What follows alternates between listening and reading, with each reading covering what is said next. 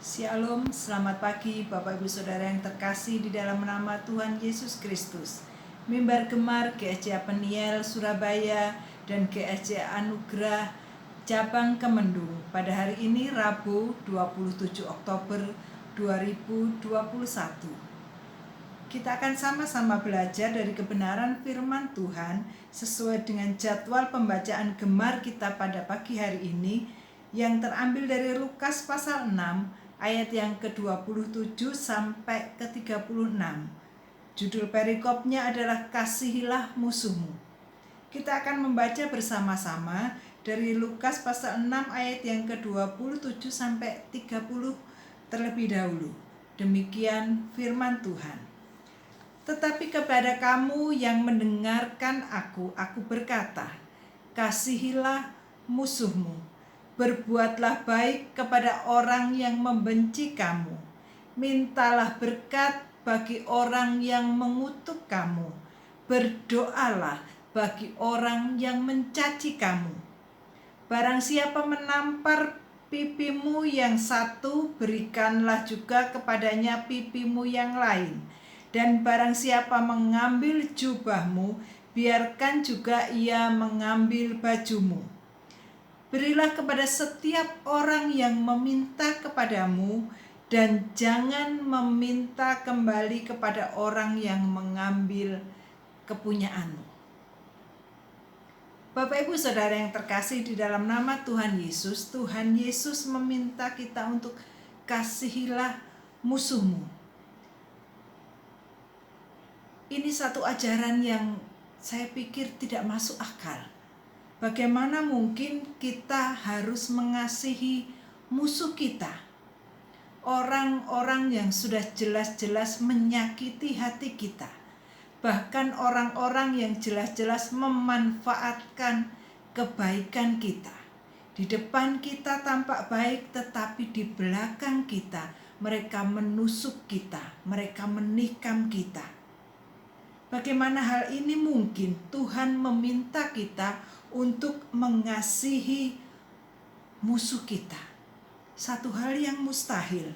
Sementara dunia mengajarkan gigi ganti gigi, nyawa ganti nyawa. Tetapi di sini Tuhan Yesus menghendaki setiap kita untuk menyelesaikan satu persoalan, satu keadaan yang kita hadapi dengan cara pandang yang berbeda dengan dunia ini. Tuhan Yesus mengajar kepada kita satu cara yang lebih baik, bahkan sangat baik dari yang umumnya kita ketahui. Kenapa Tuhan mengajarkan demikian? Karena Tuhan ingin kita berbeda dari orang-orang pada umumnya. Karena kita adalah anak-anak Allah. Orang-orang yang sudah percaya kepada Tuhan Yesus, dan terlebih lagi kita yang sudah intim dengan Tuhan. Tuhan ingin kita mempunyai cara hidup yang berbeda dari dunia ini. Kalau dunia mengajarkan kejahatan dibalas dengan kejahatan. Tetapi Tuhan ingin kita memiliki cara hidup seperti Tuhan Yesus hidup. Tuhan Yesus sudah mengajarkan kita tentang kasih. Maka Tuhan ingin pada saat kita menghadapi satu persoalan terhadap lawan kita atau musuh kita, maka Tuhan ingin kita melakukannya seperti yang Tuhan Yesus ajarkan kepada kita sebagai anak-anaknya. Bapak Ibu Saudara yang terkasih di dalam nama Tuhan Yesus, orang yang percaya kepada Tuhan Yesus memang harus hidup berbeda dengan cara orang-orang yang biasa hidup di dunia ini. Hidup orang beriman bukan lagi seperti hidup yang harus mengandalkan akal kita, pikiran kita, tetapi kita harus mengandalkan pikiran Kristus. Mari kita sama-sama buka dari Filipi pasal 2 ayat yang kelima. Filipi pasal 2 ayat kelima, Bapak Ibu boleh menyimaknya. Yang demikian firman Tuhan. Hendaklah kamu dalam hidupmu bersama menaruh pikiran dan perasaan yang terdapat juga dalam Kristus Yesus. Saya ulangi lagi, hendaklah kamu dalam hidupmu bersama, yaitu kita, anak-anak Tuhan, dalam kehidupan kita sehari-hari, baik itu dalam keluarga kita maupun dalam keluarga rohani kita, gereja kita, ataupun dalam bermasyarakat, kita menaruh pikiran dan perasaan kita yang terdapat juga dalam Kristus Yesus. Kita anak-anak Tuhan, kita diminta juga berpikir dan berperilaku seperti yang Tuhan Yesus sudah ajarkan. Jika kita mengasihi orang yang mengasihi kita, firman Tuhan katakan, bukankah itu sama saja dengan orang yang lain? Orang yang tidak percaya pun juga demikian. Lalu di mana perbedaan kita? Bapak Ibu Saudara yang terkasih, kalau kita sama-sama berpikir secara logika duniawi, masakan mungkin ketika orang memeras kita, kemudian kita memberikan seluruh harta kita? Masakan jika ada orang mempermalukan kita, kemudian kita tidak boleh marah, justru kita harus bilang terima kasih karena telah mempermalukan saya? Atau masakan ketika kita meminjamkan uang kita pada saat orang lain meminta pertolongan, meminta pinjaman dengan banyak alasan, kita merelakannya begitu saja? Karena firman Tuhan jelas dikatakan, jika orang meminta kepadamu, jangan meminta kembali. Bapak Ibu Saudara yang terkasih, bukankah hal ini sering kita alami? Orang datang kepada kita minta pertolongan dan kita menolong, bukan karena kelebihan yang ada pada kita. Kita menaruh kasih pada saat orang meminjam uang kepada kita, sementara kita sendiri tidak berlebihan. Tetapi ternyata seringkali kebaikan kita itu dimanfaatkan oleh orang lain. Mereka memegang firman Tuhan ini bahwa orang Kristen yang meminjamkan uang, tidak apa-apa kok kalau tidak dikembalikan, karena firman Tuhan tidak menuntut orang yang meminjamkan uang untuk meminta kembali pinjamannya. Ya, kalau 100.000, 200.000, bagaimana kalau nilainya 1 juta, 2 juta, atau bahkan lebih dari itu? Kadang-kadang kita juga marah. Kita tidak enak hati. Bagaimana mungkin orang yang sudah kita tolong tetapi dia tidak mengerti untuk membalas pertolongan kita. Tetapi Bapak Ibu Saudara yang terkasih, biarlah kita sebagai anak-anak Tuhan yang sudah mengerti kebenaran firman Tuhan, mari lakukan saja apa yang menjadi bagian kita. Firman Tuhan berkata, jangan minta kembali, biarlah kita relakan saja. Semuanya kita serahkan kepada Tuhan, dan percayalah Tuhan tidak pernah berhutang. Tetapi ada satu ayat yang boleh saya bagikan kepada Bapak Ibu Saudara yang terkasih.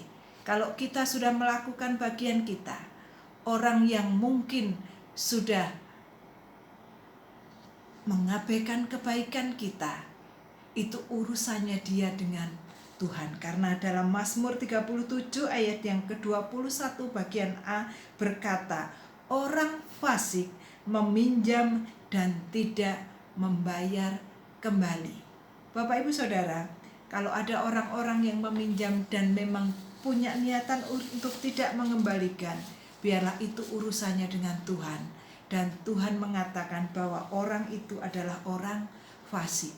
Tetapi biarlah kita belajar, mari kita menabur saja, maka kita pasti akan menuai seperti yang Tuhan ajarkan kepada kita. Bapak Ibu Saudara, cara hidup yang tidak masuk akal yang sudah diajarkan Tuhan kepada kita, kita belajar dan mencontohnya dari teladan yang Tuhan sudah berikan. Tuhan mengajarkan kita untuk melakukan cara hidup yang melampaui dari kebiasaan orang-orang pada umumnya. Dan Tuhan mengajarkan kita tentang satu hukum yang luar biasa, yaitu hukum kasih. Apapun yang kita lakukan, lakukan dengan kasih. Dan mengenai judul pada pagi hari ini, yaitu kasihilah musuhmu. Kalau kita menghadapi ini, bukankah kita seringkali mendengar satu pepatah yang mengatakan musuh terbesar kita adalah diri kita sendiri. Bapak Ibu Saudara, jika ada orang yang memusuhi kita atau membenci kita, sesungguhnya musuh terbesar kita adalah diri kita, bukan orang yang memusuhi kita. Mengapa demikian?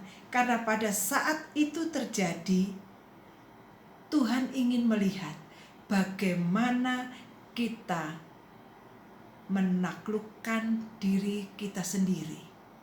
Bagaimana kita mampu mengendalikan diri kita sendiri, yaitu keegoisan kita untuk balik memusuhi orang-orang yang memusuhi kita. Bagaimana kita bisa melakukannya? Tentu saja dengan pertolongan Tuhan. Kalau Tuhan sudah mengasihi kita, maka kita pun harus mengasihi orang lain.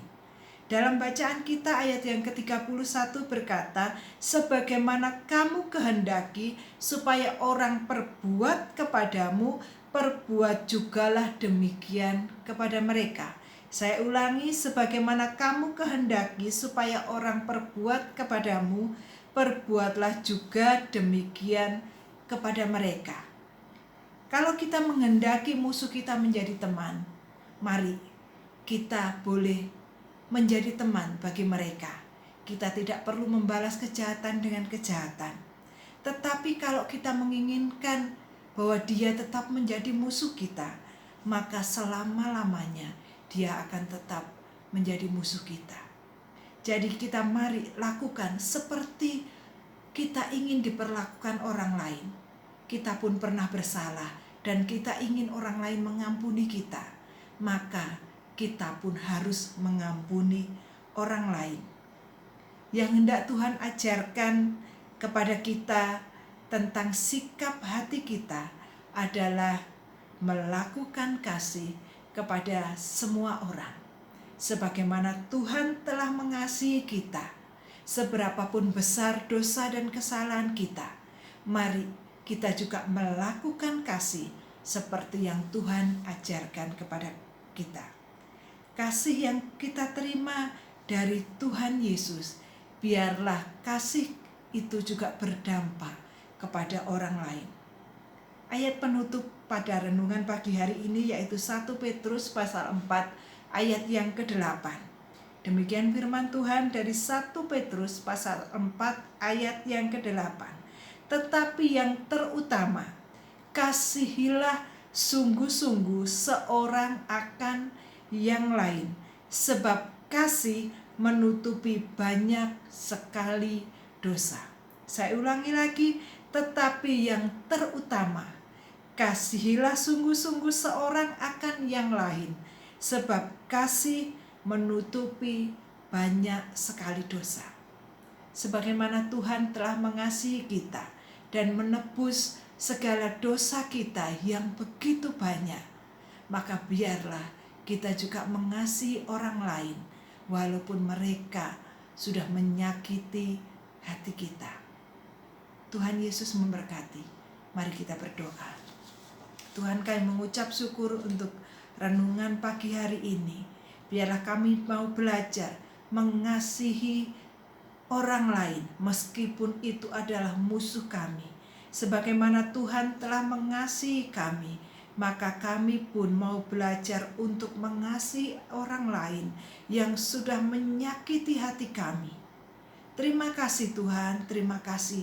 Biarlah kasih Tuhan itu mengalir kepada setiap kami yang mendengar renungan firman Tuhan pada pagi hari ini, dan boleh mengalirkan kasih Tuhan di dalam kehidupan kami kepada orang lain. Orang-orang yang mungkin sudah menyakiti hati kami, tetapi kami mampu menerima mereka dan kami mampu mengasihi dan mengampuni mereka. Terima kasih Tuhan atas kasih-Mu yang besar. Di dalam nama Tuhan Yesus, haleluya. Amin. Bapak Ibu Saudara yang terkasih, selamat beraktivitas. Dan jangan lupa, mari kita belajar mengasihi seperti Tuhan Yesus mengasihi kita. Kita mau belajar mengampuni sebagaimana Tuhan sudah mengampuni kita. Kita mau belajar menerima orang lain sebagaimana Tuhan sudah menerima kita. Tuhan Yesus memberkati Bapak Ibu Saudara sekalian, dan salam bergemar.